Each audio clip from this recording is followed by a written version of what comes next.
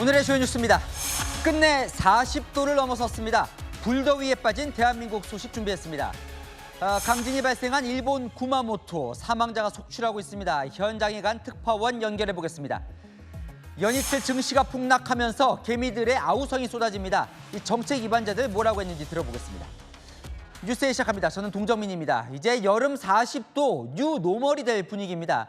경남 양산 오늘 기온 40.3도, 3년 연속 40도를 넘어섰습니다. 문제는 다음 주 더 덥다는 겁니다. 첫 소식 김재혁 기자입니다. 연일 무더위가 계속되고 있는 경남 양산시. 더위를 식히기 위해 살수차까지 동원돼 도로에 계속 물을 뿌립니다. 경남 양산시는 오늘 오후 3시 33분 영상 40.3도까지 치솟았습니다. 2024년 여주, 2025년 광명에 이어 3년 연속 영상 40도를 웃도는 지역이 나온 겁니다.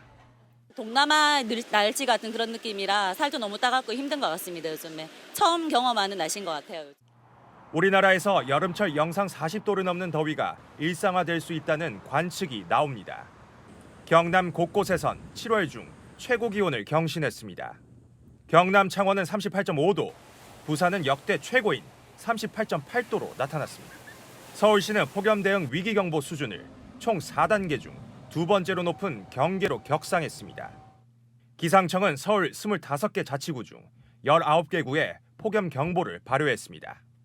이런 가운데 여름철 태풍이 한반도 더위를 수그러뜨릴 변수가 될 수 있다는 분석이 나오기도 합니다.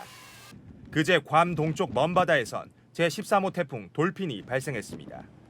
돌핀은 서쪽으로 이동하며 점차 세력을 키운 뒤 다음 주 초 일본 도쿄 남동쪽 부근 해상까지 접근할 것이라는 분석이 나옵니다. 이번 태풍이 한반도를 향해 이동할 경우 이중으로 덮고 있는 고기압으로 인한 열돔을 몰아낼지 아니면 태풍이 비껴나가면서 폭염이 계속될지 관심이 쏠립니다. 채널A 뉴스 김재혁입니다. 밤 기온도 29.1도, 30도에 육박하는 열대야입니다. 이미 역대 열대야 최장 기록을 갈아치웠습니다. 경남 양산으로 가보겠습니다. 자, 홍진호 기자, 이 양산은 대체 얼마나 더운 거예요? 네, 경남 양산시 디자인 공원에 나와 있습니다. 저녁이 되면서 공원엔 시민들의 발길이 이어지고 있는데요. 하지만 후텁지근한 날씨에 금세 땀이 차고 숨이 막힐 정도입니다. 지금 기온도 44도를 훌쩍 웃돌고 있습니다. 이곳 양산의 어젯밤 기온은 29.1도를 기록하며 올여름 들어 가장 뜨거운 밤으로 기록됐습니다. 초열대야 기준인 30도에 거의 육박하는 수준입니다. 물놀이장에 모여들어 더위를 식히는 시민들을 만나봤습니다. 밤사이 열대야로 잠을 설쳤다며 지친 기색이 역력했습니다. 에어컨 안 틀면 너무 힘들어서 너무 더워가지고 진짜 이게 열대야가 너무 힘들어요. 오늘도 40도 넘는 기록적인 폭염을 기록하면서 잠 못 드는 밤을 보내야 할 것으로 보입니다. 올 여름 전국의 평균 열대야 일수는 역대 최악의 폭염으로 기록된 1994년 기록을 이미 넘어섰습니다. 서울은 일주일째, 제주는 3주 넘게 열대야가 계속되고 있습니다. 지금도 서울 수도권을 비롯해 충청과 영호남 곳곳에 열대야 주의보가 발효 중입니다. 오후 6시를 기해 강원 철원과 산간 지역에도 새롭게 열대야 주의보가 발효됐습니다. 기상청은 당분간 북태평양 고기압 영향으로 밤낮 없는 가마솥 더위가 이어질 것으로 전망했습니다. 지금까지 경남 양산에서 전해드렸습니다. 지금부터는 일본 구마모토를 강타한 강진의 참사한 그 현장 소식 전해드리겠습니다. 현재까지 최소 13명이 목숨을 잃은 것으로 집계되고 있는데요. 대형 쇼핑몰에서 폭발 사고까지 겹치면서 인명피해는 더 늘어날 것으로 보입니다. 그 현장에 도쿄 송창호 특파원을 바로 보냈습니다. 자, 연결돼 있죠, 송 특파원. 자, 그럼 그곳이 인명피해가 가장 큰 그 쇼핑몰 앞인가요? 어떻습니까, 상황은? 네, 맞습니다. 제가 있는 곳이 이 구마모토 지진 후 폭발 사고가 있었던 쇼핑몰에서 한 200m 정도 떨어진 통제선 바로 앞입니다. 이 제 뒤로 보이다시피 이 건물 안의 천장 이게 폭삭 내려앉아 있고 이 외벽도 종이장처럼 구겨져 있는 모습 눈으로 확인할 수 있습니다. 현재 사고 발생 25시간 정도 지났는데 안엔 여전히 사람들이 갇혀 있는 걸로 전해지면서 현지 당국은 구조 작업을 벌이는 중입니다. 어제 오후 5시 50분쯤 가스 누출로 추정되는 확산되는 폭발 사고로 쇼핑몰 건물 2층 천장이 붕괴된 건데요. 지진 발생 당시 쇼핑몰엔 4,500명 정도가 있었는데 일반 방문객은 모두 대피했고 일부 종업원이 미처 대피하지 못한 걸로 알려집니다. 현재 갇혀있는 종업원 4명을 구조하려고 애쓰고 있지만 안전 문제로 중단과 재개가 반복되는 상황입니다. 이번 사고로 현재까지 3명이 숨지고 1명이 심정지 상태인 걸로 전해집니다. 말대로 이제 지진 발생한 지 하루 정도 지났는데 오늘 이제 구마모토 현지를 좀 가봤잖아요. 어떻습니까? 네, 우선 오늘 낮에 제가 비행기를 타고 이곳 구마모토로 왔는데요. 이 구마모토 공항이 폐쇄됐다가 운항이 재개되긴 했지만 이 출발 시간이 30분 이상 지연될 정도로 아직은 원활하진 않은 상태입니다. 그리고 이 공항에 도착한 뒤로도 이 작은 흔들림을 여러 차례 느낄 수가 있었는데 이곳은 여진이 어제 지진 이후로 200차례 넘게 발생하고 있습니다. 더 걱정되는 건 후속 강진입니다. 이번 일본 기상청은 지진 발생 일주일 안에 어제 발생한 규모 7.1과 비슷한 수준의 지진이 또 있을 수 있다고 주의를 당부하고 있습니다. 이번 지진으로 사망자 13명, 심정지 5명, 그리고 60명 넘게 다쳤는데요.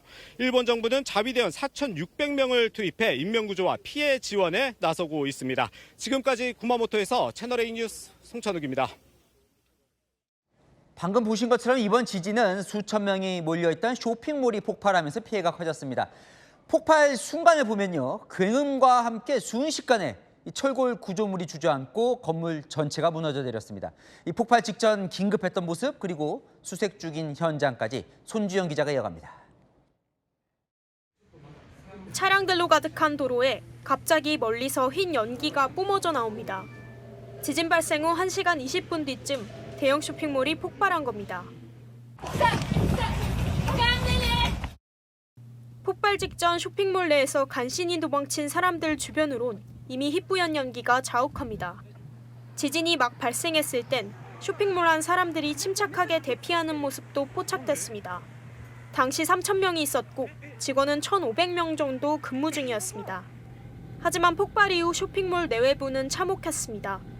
특히 2층의 피해가 심해 건물이 깊게 파인 듯 보입니다. 건물 내부 영상에서 2층 철골 구조물은 주저앉아 버렸고 일부 잔해는 어지럽게 뒤엉켜 있습니다. 바닥엔 흙먼지가 가득합니다. 동네 누구나 찾는 쇼핑몰이었던 만큼 인근 주민들은 충격이 큽니다. たまたま授業がお昼に早く帰ったりして終わったりしてみんなが早めにあっちとか行ってたら被害に遭ってたのかもしれないな。 10년 전에도 지진 피해가 있었던 만큼 쇼핑몰 측은 재해에 강한 시설을 마련하겠다고 했지만 무색해진 겁니다. 쇼핑몰 측은 오늘 기자회견을 열고 가스 누출 가능성을 사고 원인으로 보고 있다며 가스 긴급 차단 장치가 작동했는지 현재 조사 중이라고 밝혔습니다. 채널A 뉴스 손주영입니다. 자, 쇼핑몰뿐만이 아닙니다. 한 제지 공장에선 굴뚝이 무너지면서 근로자들이 갇히거나 다쳤습니다. 이 구마모토 지역에 10년 전에도 강진이 있었는데요. 그때 피해를 입어서 무너졌다가 보수 중이던 구마모토성 다시 무너졌습니다. 김용성 기자입니다.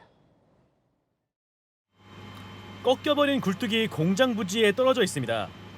야스시로시의 한 제지업체의 굴뚝이 강진을 버티지 못하고 끊어진 겁니다. 이 사고로 공장 안에 11명이 갇혔는데 2명은 구조됐지만 심정지 상태고 2명은 중상을 입은 걸로 전해집니다. 제지 공장뿐 아니라 인근 다른 공장들도 운영에 차질을 빚고 있습니다. 글로벌 반도체 업체 TSMC 공장은 건물 안전엔 이상이 없다고 밝히며 1공장 생산은 단계적 재가동 중입니다. 도요타와 혼다 등 자동차 업계는 내일 모레까지 생산 잠정 중단 상태입니다. 老先下去，等下会有余震了。对，我怕有余震。这边瘫下来了，城墙瘫下来。 이번 지진은 구마모토의 주요 문화재에도 타격을 줬습니다.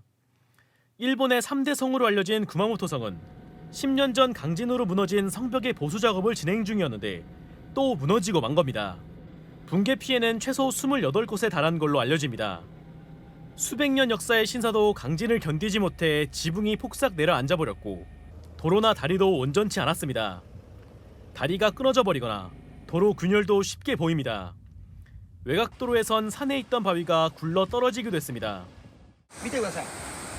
僕らが通ろうとしたところの目の前に落ちてきたんです。 완전히 무너져 내린 주택들도 곳곳에서 확인됐고 일부 화재가 발생했습니다. 7,700명이 넘는 주민이 피난 중인 상태로 6만 5천 가구에선 단수로 불편을 겪고 있습니다. 채널A 뉴스 김영성입니다. 네, 구마모토 버스터미널은 도시를 탈출하려는 시민들로 발 디딜 틈이 없습니다. 정전과 물 부족, 여진에 대한 공포까지 겹치면서 인근 도시로 대피에 나서고 있습니다. 광민경 기자가 보도합니다. 구마모토 시내의 버스터미널. 몰려든 사람들로 발 디딜 틈이 없습니다. 버스를 기다리는 줄은 끝이 보이지 않을 정도로 늘어섰고 기다림에 지쳐 바닥에 쪼그려 앉은 사람들도 곳곳에 보입니다. 터미널 안 자판기엔 생수나 음료가 대부분 동이 났습니다. 정전과 물 부족 등으로 도시기능 일부가 마비되고 여진에 대한 공포까지 겹치면서 도시를 탈출하려는 사람들이 버스터미널에 몰려든 겁니다. 대부분 구마모토에서 100km가량 떨어진 인근 대도시 후쿠오카로 가려는 사람들입입니다. 원래는 10분은 한 대씩 오고 있는데 이 버스 2시간째 기다리고 있어요. 남구랑 서구에서 물이 안 나왔던 것 같아요. 물은 없어요. 물은 못 구해요, 여기서. 가까스로 탄 버스 밖으로 보이는 상점들은 모두 불이 꺼진 모습입니다. 일본 정부가 향후 일주일간 강한 여진 가능성을 경고한 만큼 탈출 행렬은 당분간 이어질 전망입니다. 채널A 뉴스 광민경입니다. 강진이 휩쓸고 간 자리에 이런 지진이 15분마다 계속되고 있습니다. 여진이 좀처럼 잦아들지 않으면서 우리 교민과 여행객들은 불안 속에 뜬 눈으로 밤을 지새웠습니다. 최다희 기자가 취재했습니다. 호텔 안 세탁기와 건조기가 바닥에 고꾸라져 있고 테이블 위에 있던 컵과 과자는 바닥에 널브러져 있습니다. 교민 자택에 있는 모니터도 앞으로 쓰러졌고 벽도 갈라졌습니다. 물건들도 다 바닥으로 떨어지고 그랬었거든요. 지금 계속 6시간째 15분 단위로 계속 여진이 있는 상황입니다. 구마모토에 머물던 한국 교민과 여행객들은 계속되는 여진에 뜬 눈으로 밤을 지샜습니다. 결제 시스템이 먹통이 된 상점은 문을 닫았고 영업 중인 편의점도 식료품이 전부 동났습니다. 도쿄에 있었을 때도 6점 몇인가 한번 크게 겪은 적이 있었는데 7.0은 처음이네요. 드라마 뭔가 걸릴 것 같습니다. 인근 후쿠오카를 여행 중인 한국인 관광객들도 놀란 가슴을 쓸어내렸습니다. 긴급 재난 문자를 읽던 중 갑자기 땅이 흔들리고 강한 흔들림에 대비하십시오. 지진이다! 피해! 옷가게에서도 걸려있던 옷이 출렁거립니다. 지진 심한데? 나 무서워! 처음 겪는 지진에 어쩔 줄 몰라 합니다. 진짜 엄청 당황했는데 어떻게 대피해야 될지도 모르겠고. 저는 이제 한국 사람이니까 우왕좌왕하고 있는데 저희 옷가게 쪽 사람들은 그냥 좀 놀래가지고 흔들리네 이런 느낌인 거예요. 사람들은 다 웅크려서 이제 가만히 있더라고요. 한국 교민과 관광객들은 이어질 여진 가능성에 긴장을 늦추지 못하고 있습니다. 채널A 뉴스 최다희입니다. 이번 구마모토 지진을 보며 10년 전 대지진의 악몽을 떠올리는 분들이 있습니다. 당시 더 큰 지진이 잇따르며 대규모 참사로 이어졌는데요. 이번 지진도 당시 진원지와 멀지 않아 더 큰 지진이 오는 건 아닌지 불안감이 커지고 있습니다. 국내에서도 흔들림이 감지되면서 우리나라에도 영향을 미치는 건 아닌지 우려의 목소리도 나옵니다. 정윤아 기자입니다. 묘비들이 어지럽게 쓰러져 있고 구마모토 성의 성벽은 처참히 무너져 있습니다. 10년 전 대지진 당시 모습으로 270여 명이 목숨을 잃었습니다. 이번 지진도 그때만큼 강했다며 주민들은 두려운 마음을 떨치지 못합니다. 今回でかかったですね。前もありましたけど、前以上にちょっとでかかったので。 결국 집이 파손돼 돌아가지 못하고 차 안에서 뜬 눈으로 지낸 주민도 있었습니다. 自宅はもう瓦は落ちてしまって半壊とか全壊とかいう状態じゃないけども家の中はもうぐしゃぐしゃ安心してちょっと家の中にはほら折れないわけですよ。 어제 발생한 규모 7.1 강진은 10년 전 두 차례 지진 중 규모 7.3의 본진 진원에서 약 20km 떨어진 곳에서 발생했습니다. 이번 지진은 바닷속 경계에서 발생한 동일본 대지진과 달리 내륙형 직하 지진으로 진원이 얕아 건물 붕괴나 노후 건축물에 큰 피해를 줄 수 있습니다. 특히 이번 지진은 10년 전 지진과 같이 주로 수평 방향으로 움직이는 희나고 단층대의 활동으로 추정됩니다. 前回の熊本地震の時には2日後に大きな地震、これがむしろ本震メインの揺れになってしまいましたので、今回もその可能性はゼロではありません。 일본 국토지리원은 이번 강진으로 야스시로시 일대 지각이 최대 84cm 움직인 것으로 분석했습니다. 채널A 뉴스 정윤아입니다. 자, 갈수록 과열되고 있는 민주당 전당대회. 이번엔 팀 정청래의 홀짝 투표법 전략을 두고 충돌했습니다. 친명계는 당원을 모욕하는 오도 정치라고 비판했는데 이 자세한 내용 이솔 기자가 보도합니다. 정청래 대표 후보, 최민희, 이성윤 최고위원 후보, 팀 정청래가 참석한 충북 당원 간담회. 한 당원이 무대에 올라 당대표 후보 찍는 방법을 콕 집어줍니다. 화면에 보이시는 것처럼 1순위는 정청래, 2순위는 송영길, 3순위는 김민석을 선택하셔야 합니다. 이어서 최고위원 후보는 출생월을 홀수와 짝수로 나눠 투표하라고 합니다. 모든 분들께서는 공통으로 최민희 후보를 선택해 주시면 됩니다. 그리고 홀수월생이신 분들은 한민수 후보를, 짝수월생이신 분들은 이성윤 후보님을 선택해 주시면 됩니다. 두 표 중 한 표는 최민희 후보에게 몰아줘 수석 최고위원을 만들고 나머지 한 표는 한민수, 이성윤 후보가 나눠 갖게 해 친청계 3명을 모두 당선시키는 전략입니다. 친명계는 당원을 모욕하는 오더 정치라며 맹공을 퍼부었습니다. 당원과의 콘서트에서 공개적으로 화면을 띄워놓고 가르친 거예요. 이렇게 투표하십시오. 이렇게 투표하십시오. 이거는 국민들이 볼 때는 굉장히 이 민주당이 한심해 보이는 거죠. 친청계는 예비 경선에서 이 전략이 유효했다고 보고 계속해서 지지층에 호소한다는 계획입니다. 저희가 예비 경선에서 3명이 다 들어갔잖아요. 이것도 이 전략, 지금 그 주신 전략, 세 길로 나눈다. 3분할 전략이 유효했다고 생각해서 정청래 전 대표는 명청대전은 허구라면서도 석청대전이라면 수용하겠다며 김민석 전 총리와의 대립 구도를 부각했습니다. 채널A 뉴스 이솔입니다. 장동혁 국민의힘 대표가 대통령을 향해 5글자를 말하라고 압박을 했습니다. 연임은 없다. 이 조정식 국회의장이 어제 그 현직 대통령 연임 개헌 관련 발언을 압박을 한 건데 이 청와대는 헌법상 불가능하다며 대통령을 정치에 이용하지 말라 진화에 나섰습니다. 손인혜 기자입니다. 연임은 없다. 5글자만 이재명 대통령이 본인 입으로 밝히면 됩니다. 정권 연장하려다 정권 단축하는 일은 없기 바랍니다. 국민의힘은 이재명 대통령을 향해 연임 포기 선언을 하라고 압박했습니다. 조정식 국회의장을 헌법 위의 찐명이라고 비판했습니다. 조 의장은 아직도 자신이 대통령의 정무특보인 줄 착각하는 것입니까? 찐명 정체성이 도저히 숨기지 못할 만큼 진화되이 진한 것입니까? 유승민 전 의원은 입만 열면 야당을 내란당이라고 비하하더니 정작 더한 내란을 획책하고 있다고 쏘아붙였습니다. 더불어민주당 당권 주자들도 적절하지 않은 발언이었다며 조 의장의 사과를 요구했습니다.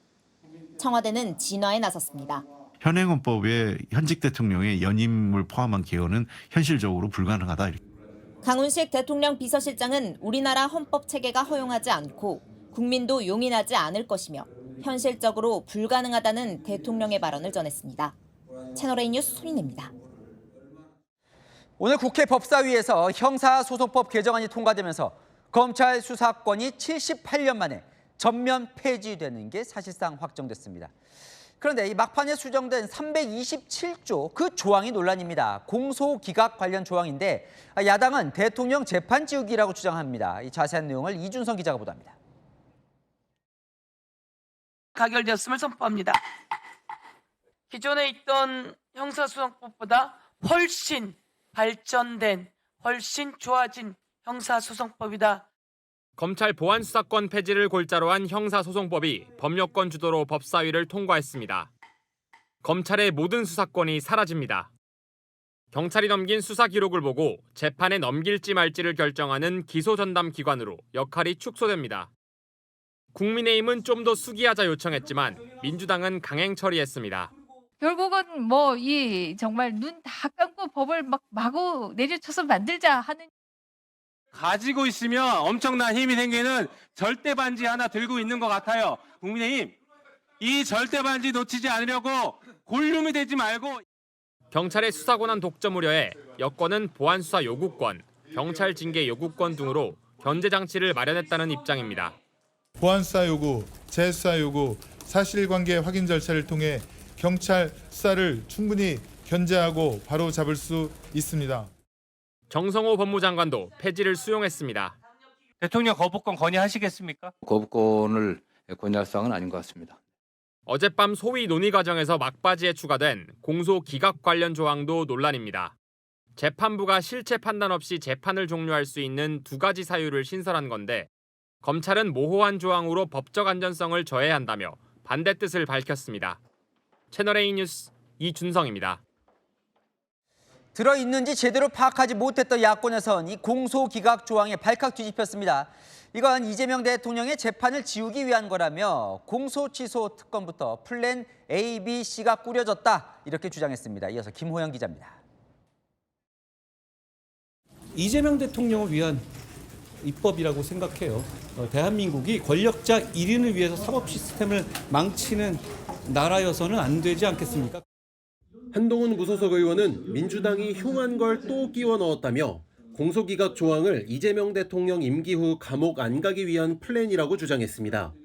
플랜 A가 공소 취소, 플랜 B가 연임 개헌, 플랜 C가 공소 기각이라는 겁니다.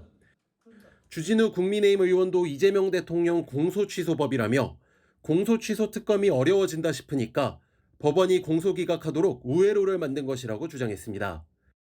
이재명 대통령이 대통령 권력으로 무슨 짓을 하든 모두 면죄부를 받게 될 것입니다. 국민이 무슨 피해를 당하고 무슨 억울한 일을 당해도 자신들만 권력을 누리는 그런 세상을 만들고 싶은 것입니다. 한 여당 법사위원은 원래 있던 공소기각 규정을 구체화했을 뿐이라고 말했습니다. 채널A 뉴스 김호영입니다. 네, 안 기자 정치부 이기상 기자 나와 있습니다. 공소기각 이건 또 뭔데 이렇게 시끌시끌합니까? 공소기각이라는 건 판사가 기소 자체가 성립이 안 된다며 재판을 무효로 만들어버리는 겁니다. 유죄냐 무죄냐 따지지 않고 재판을 끝내버리는 제도인데요. 민주당이 두 가지 요건을 추가한 겁니다. 위법 수사, 억지 기소가 밝혀지면 공소기각을 할 수 있다고요. 근데 사실 그동안 이제 보안 수사권 폐지만 좀 관심이 있었고 이건 이슈가 되지 않았는데 왜 막판 이게 갑자기 등장을 한 거예요? 네, 맞습니다. 솔직히 기자들도 들어갈지 몰랐던 조항입니다. 오늘 통과된 형사소송법 개정안은 각자 발의한 11개 법안을 합쳐서 논의했거든요. 논란이 된 조항은 김용민 의원이 낸 법안에 포함돼 있던 건데 어젯밤 확정된 최종안에 살아서 들어간 겁니다. 민주당 의원들은 검찰 견제 조항이라고 말합니다. 검찰이 위법 억지 기소를 하면 판사가 기각시킬 수 있도록 권한을 더 줬다는 거죠. 근데 야당은 왜 이걸 또 대통령 재판하고 연관을 시키는 거예요? 실제 그런 거예요?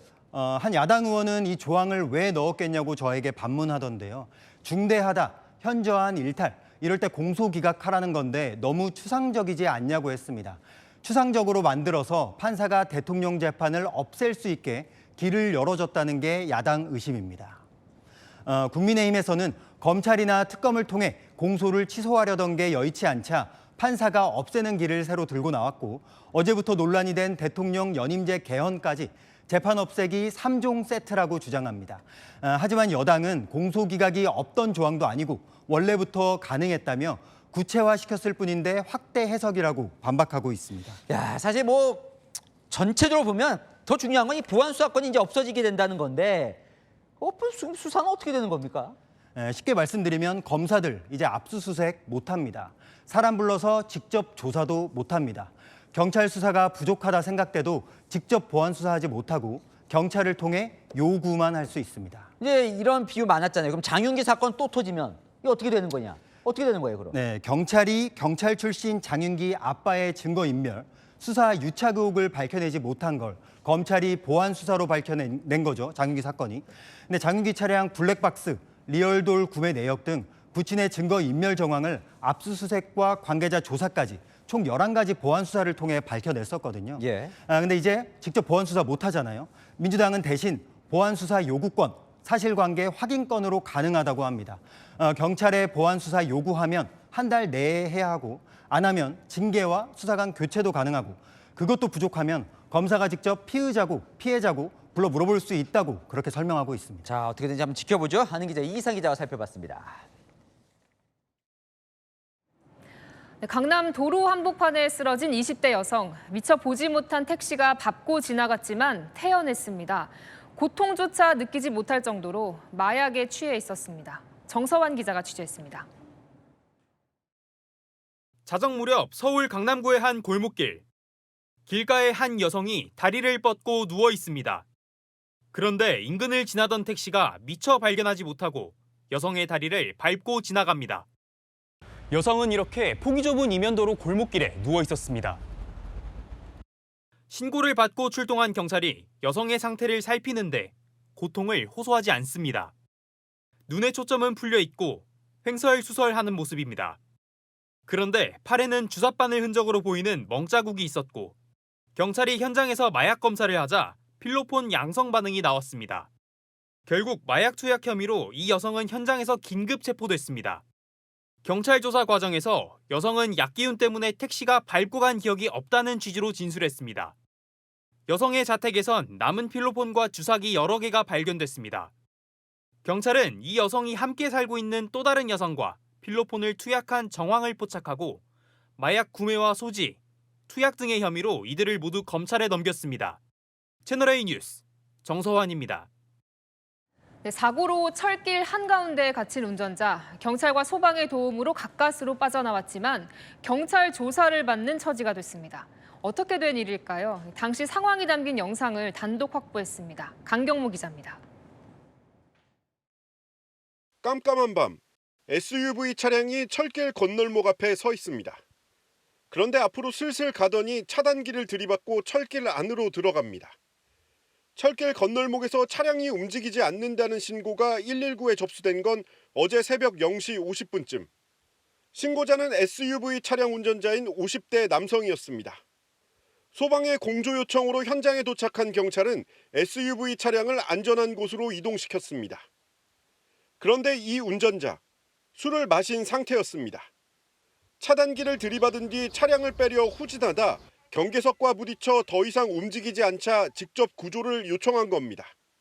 위험하다 생각한 게 맞아요. 우리가 예음주전 해가다가 그걸 차단기를 충격했는데도 불구하고 정신이 들었겠지. 남성의 혈중 알코올 농도는 면허 취소 수준의 만취 상태였습니다. 경찰은 음주운전 혐의 등으로 남성을 입건해 조사 중입니다. 채널A 뉴스 강경모입니다. 귀가하던 여고생을 살해한 장윤기의 차량에서 성범죄 목적을 뒷받침할 핵심 증거, 케이블 타이가 발견됐죠. 이걸 범행 5개월 전 구입한 사실이 드러났습니다. 오래전부터 범행을 계획한 건 아닌지 의심되는 대목입니다. 송진섭 기자입니다. 장윤기가 여고생을 살해할 당시 차량에서 발견된 케이블 타이. 경찰이 차량 수색 당시 압수를 하지 않았고 검찰이 뒤늦게 장윤기 부친 자택에서 발견해 부실 수사 논란의 발단이 된 증거물입니다. 검찰은 수사 과정에서 장윤기가 범행 5개월 전인 지난해 12월 이 케이블 타이를 구입한 사실을 새롭게 확인했습니다. 장윤기는 당초 집에서 전선을 묶기 위해 산 것이라는 취지로 주장해왔습니다. 하지만 검찰은 장윤기가 피해자를 납치하기 위해 준비한 계획적 범행의 증거로 보고 있습니다. 우발적 살인이 아니라는 겁니다. 검찰은 또 장윤기 차량 오디오와 내비게이션 시스템 등 전자정보를 분석한 결과 사건 당일 차량 뒷문이 3분간 열려있던 기록도 확인했습니다. 검찰은 장윤기가 피해자를 납치하기 위해 차량 뒷문을 열어놓은 걸로 의심하고 있습니다. 그제 열린 재판에 참석한 고 이채원 양 부모는 장윤기에게 사형을 선고해달라고 재판부에 요청했습니다. 검찰은 다음 달 31일 열리는 공판에서 장윤기에 대한 요청 형량을 밝힐 예정입니다. 채널A 뉴스 송진섭입니다. 네, 홍명보 전 축구대표팀 감독 내일 국회 청문회 출석을 앞두고 있는데요. 법인카드 논란이 불거졌습니다. 집 근처에서 쓰거나 주말에 많이 썼다는 건데요. 홍 감독은 즉시 반박했습니다. 이서영 기자입니다. 홍명보 전 감독이 수차례 찾은 국밥집입니다. 불과 차선 하나를 사이에 둔 한식집에서도 홍 전 감독을 봤다는 증언이 나옵니다. 친구분하고 오시는 것 같은데 충분히 식사를 왔으니까 대화하는 거 보면은 친구분들을 찾더라고요. 지난 2024년 7월부터 최근 사임할 때까지 홍 전 감독이 임기 중 사용한 법인카드 금액은 3,742만 원. 이 가운데 37%가 자택에서 차로 10분 거리 안에 있는 식당에서 결제됐습니다. 진선미 민주당 의원이 어제 이 같은 내용의 법인카드 부당 사용 의혹을 제기하자 홍 전 감독은 오늘 입장문을 통해 반박했습니다. 법인카드는 대한축구협회 규정에 따라 정해진 용도와 한도 안에서만 사용했고 모든 내역을 협회에 증빙해 정산했다는 겁니다. 휴일에 결제된 375만 원에 대해선 K리그 경기가 주로 주말과 공휴일에 열리는 만큼 휴일 결제는 코칭 스태프 식사 등 업무 추진을 위한 비용이었다고 설명했습니다. 또 자택 인근에는 코칭 스태프의 거주지와 공유 오피스 등이 있었다고 해명했습니다. 홍명보 감독은 내일 국회 청문회에 출석해 상세히 소명하겠다고 했습니다. 내일 청문회에는 정몽규 전 축구협회 회장도 증인으로 출석자 명단에 포함돼 있습니다. 채널A 뉴스 이서영입니다. 트럼프 대통령이 젤렌스키 우크라이나 대통령 그리고 네타냐후 이스라엘 총리와 연쇄회담을 가졌습니다. 서로 다른 전쟁이 당사국 정상들이 모인 거죠. 이후 세 정상이 함께 장례식장으로 향했는데 그곳에서 트럼프 대통령이 조는 듯한 모습을 포착되면서 논란이 일고 있습니다. 워싱턴에서 정다은 특파원이 보도합니다. 트럼프 대통령이 젤렌스키 우크라이나 대통령, 네타냐후 이스라엘 총리와 이례적인 비공개 회담을 가졌습니다. 특히 네타냐후 총리와는 이란 전쟁 이후 처음 만난 겁니다. 회담 직후 네타냐후 총리는 역대 최고의 회담 중 하나라는 반응을 내놨고 젤렌스키 대통령은 패트리엇 요격 미사일 생산 허가와 종전 협상에 대해 논의했다고 밝혔습니다. 백악관 측은 두 회담 모두 긍정적이고 생산적이었다면서 구체적인 회담 내용을 밝히지 않았지만 지루한 두 전쟁에 대한 해법이 나왔을지 관심이 쏠렸습니다. 이후 세 정상은 워싱턴 DC 국립대성당으로 향했습니다. 트럼프 대통령의 최측근으로 꼽히는 고 린지 그레이엄 전 공화당 상원의원의 장례식에 참석한 겁니다. 그레이엄 전 의원이 이스라엘과 우크라이나에 대한 지원을 주장했던 대표적인 공화당 매파 인사였기 때문입니다. 장례식 도중 트럼프 대통령은 맨 앞줄에 앉아 조는 듯한 모습이 포착돼 논란이 됐습니다.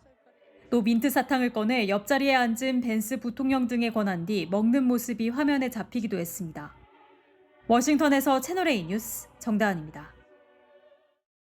자, 이란과의 전쟁은 그럼 어떻게 되는 걸까요? 트럼프 대통령 협상의 여지를 남기면서 이란 공습을 닷새째 중단하고 있는데 그 틈을 타 이란이 중동 내 미군 기지에 탄도미사일을 퍼붓는 기습 공습을 감행했습니다. 정현주 기자입니다. 미사일로 추정되는 불빛이 하늘을 가로지릅니다. 일부는 요격을 당한 듯 번쩍입니다. 이란이 어제 중동 내 미군 기지를 탄도미사일로 기습 공격했습니다. 트럼프 미국 대통령이 협상 여지를 남기며 닷새째 이란 공격을 멈췄지만 이란이 정면으로 도발한 겁니다. 미 중부사령부는 이슬람 혁명 수비대가 다수의 탄도미사일을 발사했다며 이란 미사일은 모두 요격됐다고 밝혔습니다. 미국은 구체적으로 어떤 지역의 미군 기지가 공격받았는지 밝히지 않았지만 이슬람 혁명 수비대는 요르단에 주둔한 미 공군 기지와 중앙 지휘소를 타격했다며 미군의 공격적 행동에 대응한 것이라고 밝혔습니다. 앞서 트럼프 대통령은 언론 인터뷰를 통해 이란은 합의하지 않으면 내가 공격할 것이라는 것을 안다. 교량들은 1시간도 안 돼 없어질 것이라고 경고했지만 이란은 보란 듯 공격을 감행한 겁니다. 한편 친이란 성향인 예멘 후티 반군이 최근 사우디아라비아 유조선을 공격하고 있는 가운데 미 중부사령부는 이번 이란의 공격을 받은 후 SNS 게시물을 통해 사우디아라비아와 이라크 내 이란계열 테러리스트들을 정밀 타격했다고 밝혔습니다. 채널A 뉴스 정현주입니다. 최전방 초소라면 365일 24시간 북한의 도발을 경계하는 게 핵심 임무죠. 그런데 1군단, 이 오발 사고가 나면 북한을 자극할 수 있다는 이유 등으로 실탄을 장착하지 않은 채 경계 작전을 해온 것으로 드러났습니다. 전민영 기자입니다. 경기 서부전선과 수도권 북서부 지역을 포함해 비무장지대 최전선에서 북한군을 코앞에 두고 근무하는 육군 1군단. 1군단 병사들은 6개월째 감시초소와 일반 전초에 배치된 K6 중기관총에 실탄을 장전하지 않은 채 경계를 서는 걸로 나타났습니다. 전방 지역의 부대에선 기관총에 여러 개의 실탄이 든 탄띠를 걸어두는 삽탄이 원칙입니다. 그런데 1군단은 우발 사고로 북한과 충돌로 번질 걸 우려해 1월부터 삽탄하지 않고 옆에 놓기만 한 걸로 알려집니다. 전방 경계작전을 총괄하는 합동참모본부는 지난 6개월 동안 이 사실을 몰랐습니다. 전문가들은 삽탄하지 않을 경우 장전에만 10초 가까이 걸려 유사시 대응에 차질이 크다고 우려했습니다. 전방으로 가면 갈수록 위험성은 있는 거죠. 경계태세를 더 무너뜨리는 그런 거기 때문에 삽탄은 해야죠. 2024년 6월 북한군이 군사분계선을 넘어왔을 때 K6 중기관총으로 경고 사격한 바 있습니다. 현재 비무장지대 북측의 감시초소는 160여 개로 추정되는데 우리보다 2배 이상 많습니다. 합참은 현장 확인 후 필요한 조치를 할 예정이라 밝혔습니다. 채널A 뉴스 전민영입니다. 자, 우리 정부 미국의 호르무즈 해협 군사적 지원 요청을 받고 고심을 해왔는데요. 해상 초계기 파견 등을 유력하게 검토 중인 것으로 확인됐습니다. 정부가 구체적인 내용을 조만간 발표할 예정인데 확정이 된다면 첫 초계기 해외 파견입니다. 박선영 기자의 단독 보도입니다.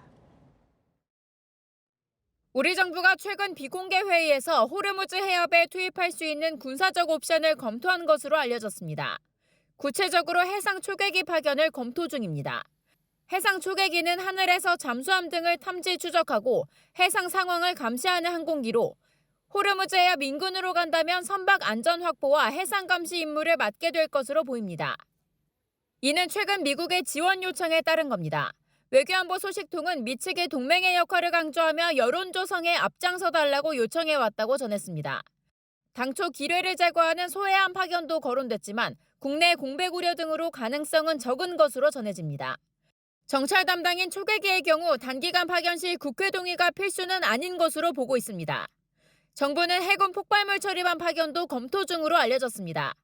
그동안 신중했던 군사적 지원 카드의 적극 검토로 돌아선 건 쿠팡 핵잠수함 등 한미 관계의 잠재적 갈등 요인을 관리할 필요성이 커졌기 때문이란 분석입니다. 채널A 뉴스 박선영입니다. 네, 숨이 턱턱 막히는 불더위가 계속되고 있습니다. 이 와중에도 방화복을 껴입은 채 진짜 불 속으로 뛰어들어야 하는 소방관들은 어떨까요? 시민의 생명을 지키기 위해 오늘도 고된 훈련을 마다하지 않는 현장을 홍지혜 기자가 밀착 취재했습니다. 사이렌이 울리자 긴급 출동하는 소방차. 소방관들은 머리부터 발끝까지 덮는 방화복을 순식간에 챙겨 입습니다. 화재 현장 출동을 마친 뒤에도 훈련은 계속됩니다. 햇볕에 달궈져 표면 온도가 53도까지 올라간 소방서 옥상에서 훈련이 시작되자 굵은 땀방울이 쉴 새 없이 떨어집니다. 한 차례 숨을 고른 뒤 망설임 없이 로프를 타고 하강합니다. 네, 하강. 기자도 직접 훈련에 참여해봤습니다. 방화복에 10kg 구조 장비까지 맸습니다. 계단을 오르자 숨이 턱까지 차오르고 다리에 힘이 풀립니다.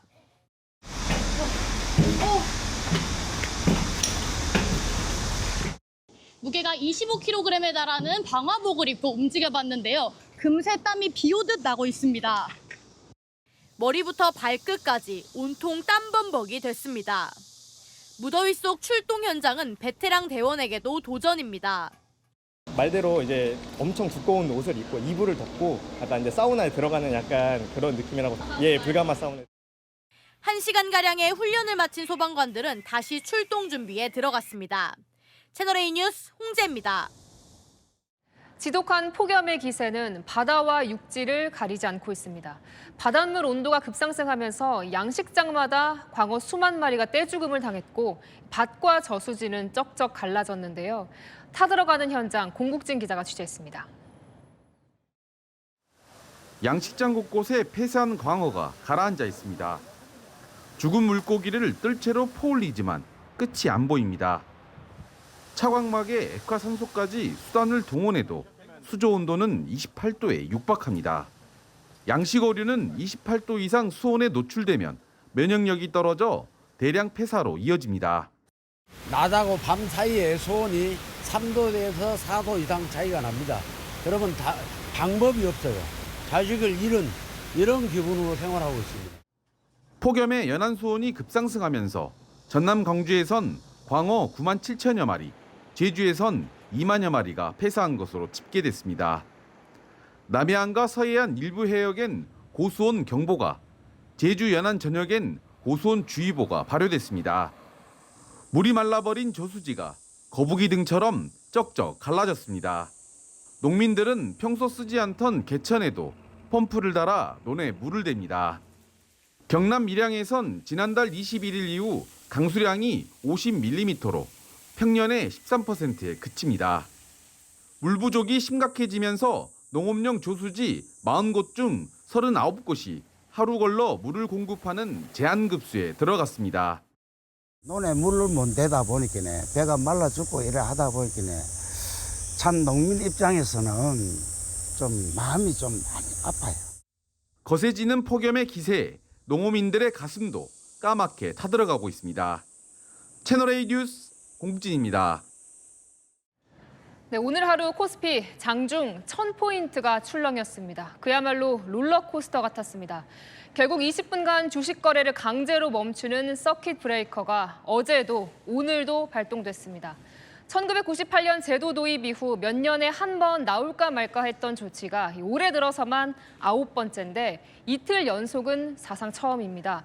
강제로 브레이크를 밟아야 할 만큼 시장 변동성이 커진 건데요. SK하이닉스의 사상 최대 실적도 불안을 막기엔 역부족이었습니다. 먼저 김세인 기자입니다. 국내 증시가 연이틀 폭락하면서 코스피 종가 기준 6,000선마저 무너졌습니다. 전날보다 6% 가까이 하락한 5,663으로 마감했는데 장중 5,200선까지도 내려갔습니다. 지수가 8% 이상 급락할 때 거래가 잠시 중단되는 서킷 브레이커가 어제에 이어 오늘도 발동됐습니다. 코스피에서 서킷 브레이커가 이틀 연속 발동된 건 사상 처음이고 코스닥과 함께 연이틀 발동된 건 역시 처음 있는 일입니다. 오늘 SK하이닉스가 영업이익 60조 원에 달하는 역대 최대 분기 실적을 발표했지만 주가는 오히려 9%대 하락했습니다. 중국 반도체 업계의 추격으로 우리 기업들의 과점 지위가 깨질 것이라는 우려가 커지면서 삼전닉스의 주가는 지난 4월 수준으로 후퇴했습니다. 장밋빛 전망에 시장에 뛰어든 개미 투자자들은 큰 타격을 입었습니다. 이제 전세를 계약을 하려고 대출 심사를 다 신청해 놓은 상황인데 그 돈이 갑자기 막 40%가 떨어지고 이렇게 되면서 지금 조금 대출 적립을 좀 하기 어려운 상황이 되어버렸습니다. 사회초년생 입장에서는 상당히 큰 금액이고 안전하게 예금만 굴리고 있었던 제 입장에서는 원금 중에서 1,300만 원이 날아갔다는 게 너무 두렵고 전문가들은 시장이 패닉에 휩싸인 상태라고 보고 있습니다. 공포감이 휩싸여 있다 보니까 매도가 매도를 부르고 심리가 위축되면 더 매도가 강해지는 그런 악순환의 고리가 형성되어 있다라고는 생각하고 정부는 긴급 시장 상황 점검 회의를 열고 대응 방안을 논의 중입니다. 채널A 뉴스 김세인입니다. 요동치는 증시 그 중심에 레버리지 ETF가 있다는 지적 꾸준히 제기됐죠.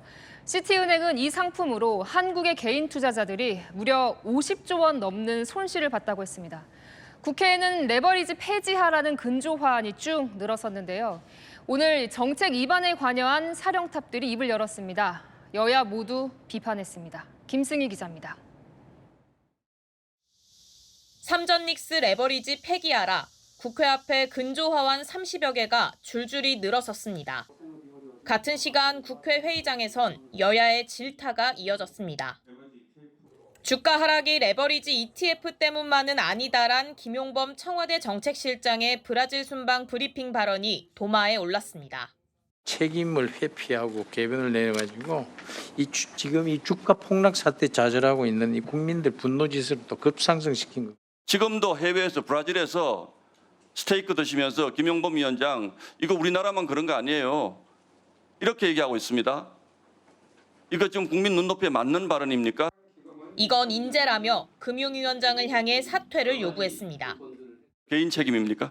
아니 그렇지 않습니다. 기업 책임입니까? 금융위기를 금융당국이 초래했으면 사퇴하셔야죠. 금융감독위원장님 들어 누워서라도 막으셔야 됐죠. 여당에서도 레버리지 ETF 도입이 주식 변동성을 키웠다고 지적했습니다. 7월만 하더라도 이게 80에서 90선 이것 때문에 지금 변동성이 있다라고도 봐도 저는 무리가 아니라고. 상황적으로 시기적으로 출시 시점이 적절하지 못했다 이런 비판이 있는데 시기적으로는 그런 부분도 예상을 못한 부분이 있지만 무겁게 생각하고 있습니다. 금융위원장과 금감원장은 결국 공개 사과했습니다. 송구하게 생각합니다. 일정으로 책임을 통감하고 있고요. 송구합니다. 채널A 뉴스 김승희입니다. 그동안 잘 나가던 코스피, 사실상 반도체가 떠받치는 구조였습니다. 하지만 곧 중국에 따라잡힐 수 있다는 불안감이 주가를 끌어내렸습니다. 미국의 제재가 오히려 중국의 기술 독립을 앞당겼다는 분석도 나오는데 중국 반도체 수준이 어디까지 올라왔는지 베이징에서 성시훈 특파원이 짚어봤습니다. 중국 정부의 전폭적 지원에 최근 1년 만에 2배 넘게 성장한 중국 반도체 기업 창신 메모리. 이틀 전 그야말로 대박을 터뜨린 상장을 두고 중국에선 미국의 압박 정책 속에서 중국 정부가 확고히 자립을 추진해 기회가 열린 것이란 평가가 나왔습니다. 因为过去这一块我们长期依赖进口，那么现在未来的智能手表的厂商、手机的厂商、电脑服务器的厂商，可能更多的能用到国产的内存芯片。那么对于行业而言，我们的供应链的安全性就得到大大的。 상하이 국영기업 아이성나가 반도체 제조 핵심 장비인 DUV 노광 장비를 개발했다는 소식도 다음 날 전해졌습니다. 미국이 반도체 생산 장비의 대중 수출을 금지하자 자체 개발을 시도하는 겁니다. 관영 매체 환구시보는 미국의 대중국 배제 전략이 힘을 잃게 됐다며 중국의 목을 조르는 데 사용된 기술들이 언젠가는 우리 산업의 평범한 일부가 될 것이란 중국의 자신감을 대변했습니다. 쉬지진 화웨이 부회장 또한 최근 반도체 산업망을 키우게 해준 미국에 감사하다고 말하기도 했습니다. 전문가들은 중국의 반도체 자립이 진전해 보이고 있는 만큼 우리 기업들도 긴장해야 한다고 조언했습니다. 베이징에서 채널A 뉴스 성시훈입니다. 네, 잠시 후 9시부터 성수대교 진입 램프와 올림픽대로 일부가 통제됩니다. 9cm 단차 발생으로 안전에는 문제가 없는지 정밀 검사가 진행되는데요. 현장 취재 기자 연결합니다. 네, 김민환 기자, 아직 도로 통제가 시작된 건 아니죠?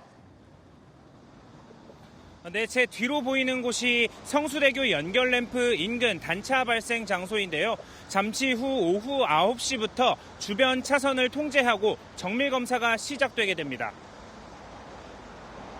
단차 발생 지점의 도로 아스팔트를 걷어낸 뒤 무게추를 교량을 떠받치는 땅으로 떨어뜨려 얼마나 깊이 들어가는지 확인합니다. 또 지표면에서 진동파를 쏴 집안의 강도를 확인하는 작업도 합니다. 동시에 성수대교 교량 아래 올림픽대로 한 개 차선도 통제를 한 뒤 땅속 깊이 구멍을 파 집안 상태를 살필 예정입니다. 단차가 발생한 교량 아래 땅이 물러지는 등 문제가 없는지 자세히 확인하는 절차입니다. 치마가 진행된 옹벽 아래가 튼튼한지 땅속 상황은 어떤지 자세히 보겠다는 겁니다. 단차 발생 이후 차량이 성수대교에 진입할 때 덜컹대는 현상이 잇따르자 안전성을 우려하는 시민들의 민원이 이어졌습니다. 서울시는 이번 검사를 통해 이 같은 우려를 불식시키겠다는 겁니다. 내일 오전 6시쯤 검사가 마무리되면 차량 통제는 해제됩니다. 서울시는 또 다른 단차가 발생한 동작대교 등 서울 내 교량 전수조사에 대한 결과를 이르면 2주 뒤 발표할 계획입니다. 지금까지 성수대교에서 전해드렸습니다. 찌는 듯한 무더위에 동물들도 지치기 마련인데요. 어떻게 더위를 식히고 있을까요? 동물들의 여름나기 김지윤 기자가 취재했습니다. 어슬렁어슬렁 나무 탁자 위에 올라선 호랑이. 시선이 향한 곳은 오늘의 특식 비타민 얼음 케이크입니다. 밥 먹는 것도 멋있어요. 더울 때 먹으니까 시원해요. 뭐 아이스크림 같은 거 먹고 있던데 그거 시원해 보이기는 했었어요. 원래 동물 중에 호랑이 이제 어흥이 좋아하는데 얘가 아직 말을 못 해갖고 어흥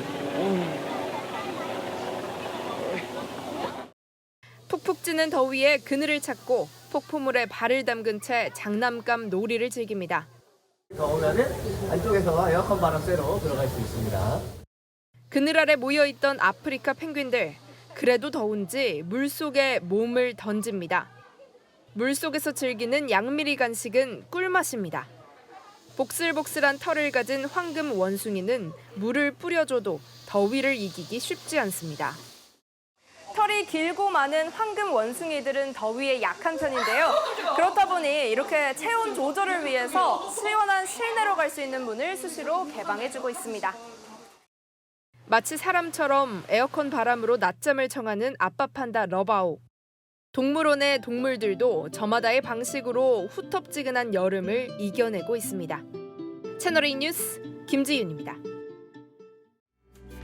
밤마다 후텁지근한 열기로 잠들기 힘든 요즘입니다. 서울 청계천과 부산 광안리, 제주 이호태우 해수욕장 등 전국 곳곳에 이렇게 더위를 피하려는 시민들이 가득한데요.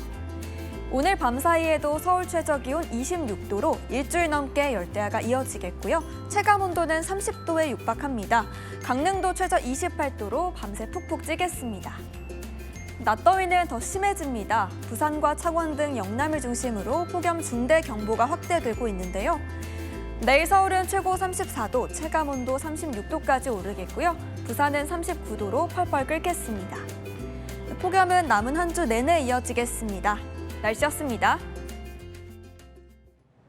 뉴스에 마칩니다. 시청해주셔서 감사합니다.